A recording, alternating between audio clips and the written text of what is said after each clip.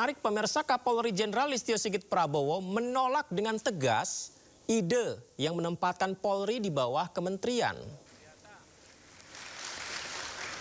Langsung tayangkan Kapolri, kesimpulan. saya menolak polisi di bawah kementerian. Di akhir rapat kerjasama bersama Komisi 3 DPR RI, Jenderal Listio Sigit tegas menolak penempatan Polri di bawah kementerian karena dinilai akan melemahkan institusi Polri bahkan Presiden. Kapolri awalnya berterima kasih kepada para fraksi DPR yang telah menyatakan dukungan agar Polri tetap di bawah Presiden dan keterlibatan DPR dalam fungsi pengawasan yang tetap harus dijalankan.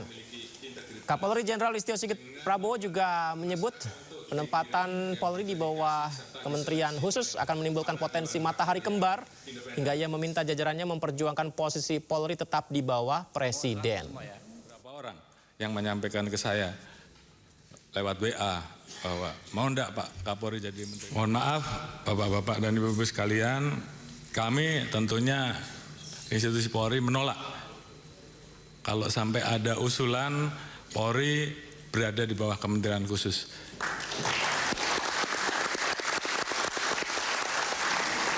Karena bagi kami posisi institusi Polri seperti saat ini adalah posisi yang sangat ideal. Kita bisa menjadi alat negara yang betul-betul memberikan pelayanan kepada masyarakat di bidang Harkamtibmas, di bidang hukum, di bidang pelindungan, pelayanan dan pelayanan. Di satu sisi kita betul-betul bisa berada langsung di bawah Bapak Presiden, sehingga pada saat Presiden membutuhkan kami, maka kami bisa bergerak tanpa harus ada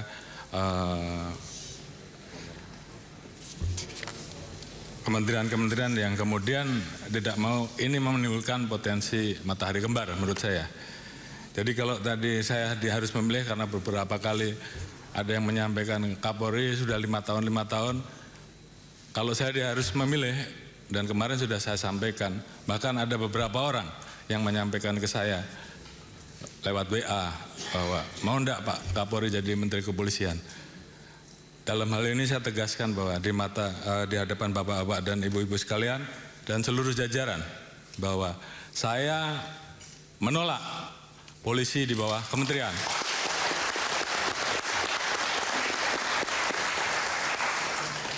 Dan kalaupun saya yang menjadi Menteri Kepolisian, saya lebih baik menjadi petani saja. Oh iya. Ini menyala nih Pak Kapolri. Benar. Oleh karena itu, saya anggap meletakkan Polri di bawah kementerian sama saja melemahkan institusi Polri, melemahkan negara dan melemahkan Presiden. Oleh karena itu, apabila ada pilihan, apakah polisi tetap berada di bawah Presiden atau polisi tetap di bawah Presiden namun ada Menteri Kepolisian, Kapolri tetap memimpin, saya memilih Kapolri saja yang dicopot. Saya kira itu sebagai untuk sikap tegas. Dan saya minta seluruh jajaran laksanakan ini. Perjuangkan sampai titik darah penghabisan. Terima kasih. Daripada jadi Menteri Kepolisian lebih baik jadi petani. Sebuah pernyataan yang menarik ya. Informasi berikutnya, pemirsa, ini manajer almarhumah Lula Lafah mendatangi Polres Metro Jakarta Selatan untuk dimintai keterangan. Hingga saat ini polisi masih mendalami penyebab kematian selebgram Lula Lafah.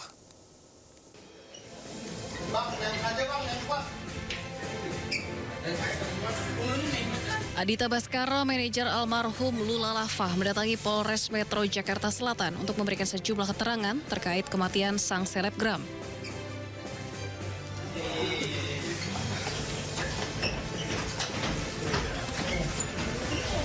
Penyidik memanggil sejumlah saksi untuk dimintai keterangan, salah satunya adalah Reza Arab, kekasih almarhumah. Dapat dilaksanakan oleh TKP dan kami sudah memeriksa melaksanakan klarifikasi pada saksi-saksi yang ada di tempat kejadian perkara yang melihat, menyaksikan dan mendengar. Dari saksi-saksi tersebut kita mendapatkan suatu alur cerita dan barang bukti yang ada di tempat kejadian perkara juga sudah kita amankan dan akan kita proses lebih lanjut karena beberapa membutuhkan keterangan dari laboratorium forensik. Saat ini polisi masih mendalami keterangan saksi terkait penyebab kematian selebgram Lula Lava. Sebelumnya selebgram Lula Lava ditemukan meninggal dunia di kamar apartemennya di kawasan Dharma Wangsa, Cipete Utara, Jakarta Selatan. Memasuki hari ke-9, banjir 2 meter masih juga melanda Desa Karangligar, Kecamatan Teluk Jambe Barat, Kabupaten Karawang, Jawa Barat.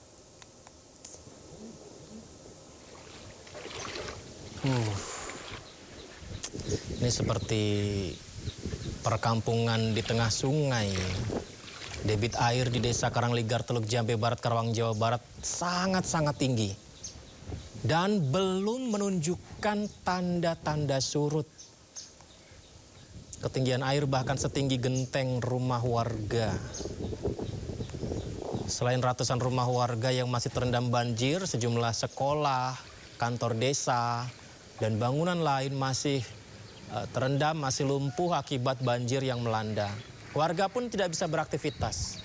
Petugas memperkirakan jika intensitas hujan menurun dan Sungai Citarum serta Sungai Cibeet tidak kembali meluap, maka banjir di sejumlah lokasi akan segera surut.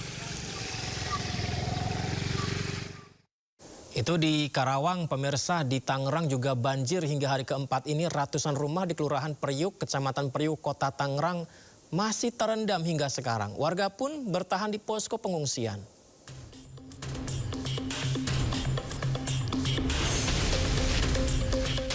Di Perumahan Priuk Damai dan Perumahan Mutiara Pluit, banjir masih merendam kawasan permukiman dengan ketinggian hingga 2,5 meter.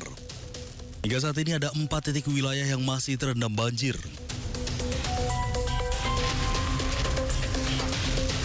Sebelumnya ketinggian air berangsur surut, namun hujan kembali mengguyur wilayah tersebut sehingga air kembali naik.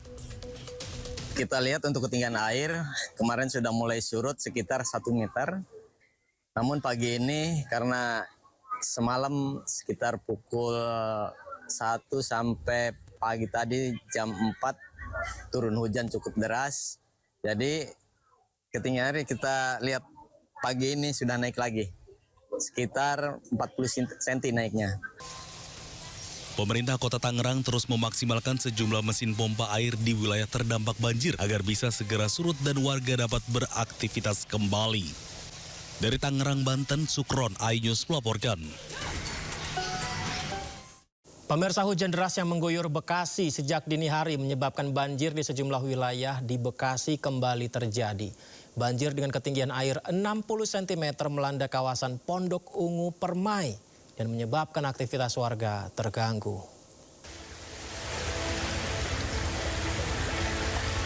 Gak berani Pak, dipaksain Pak Bowo. Dipaksain. Lihat Mas.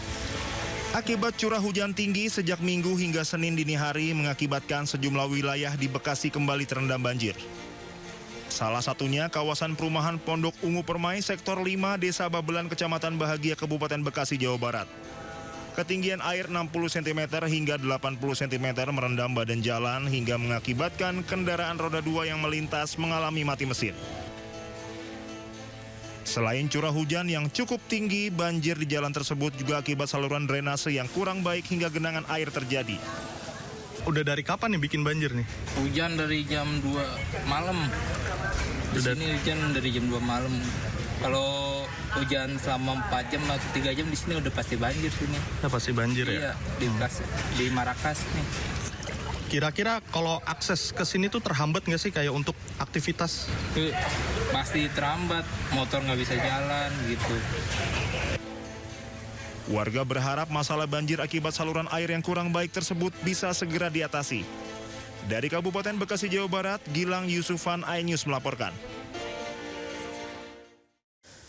Pasca banjir bandang di wilayah Hulu Gunung Selamat, Pantai Larangan di Tegal, Jawa Tengah dipenuhi lautan kayu. Ribuan batang kayu diduga berasal dari kawasan perbukitan di Kabupaten Pemalang.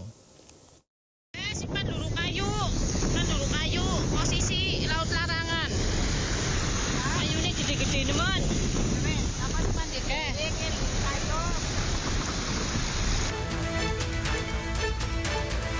Lautan kayu nyaris menutupi bibir pantai Larangan di Desa Munjung Agung, Kecamatan Keramat, Kabupaten Tegal, Jawa Tengah, pasca banjir bandang di lereng Gunung Slamet 2 hari lalu.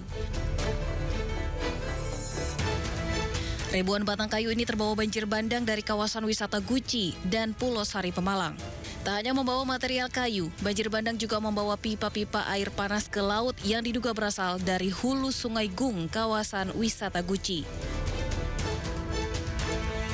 Ribuan batang kayu yang terbawa banjir kini dimanfaatkan warga sebagai kayu bakar dan keperluan lainnya.